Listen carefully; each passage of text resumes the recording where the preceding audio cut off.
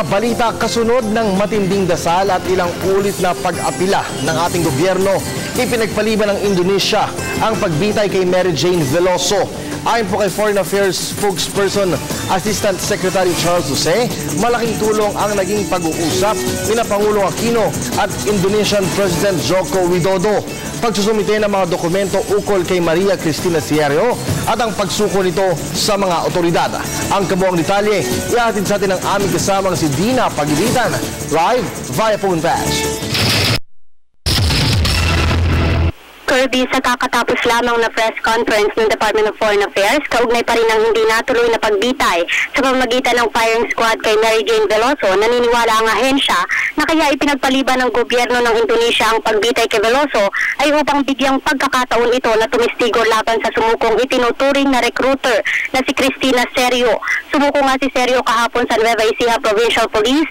Siya ang sinasabing nagbigay ng bag kay Veloso na may lamang heroin at kabilang sa drug syndicate.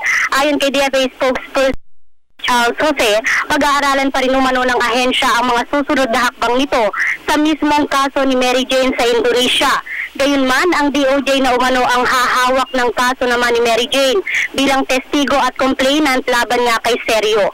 Hindi pa rin umano alam ng ahensya kung iuuwi si Veloso sa Pilipinas para maging testigo dahil dito nga lilitisin o didinggin ang kaso laban sa recruiter ni Veloso.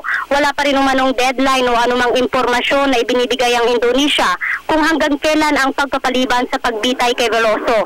Hindi ng ahensya na may pagpapaliban ng pagbitay sa Pinay, gayunman malaking pasasalamat umano nila sa Indonesian government na ikinonsidera ang diplomatiko at legal na hakbang ng Pilipinas kaugnay ng kaso. Hindi naman sumagot si Ase Jose sa mga tanong tungkol sa mga impormasyon gaya ng kung sino ngayon nagbalita sa kanila na hindi natuloy ang pagbitay dahil confidential daw ito.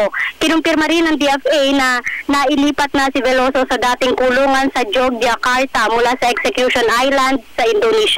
Para sa Telebisyon ng Bayan, ako si Dina Pagilitan.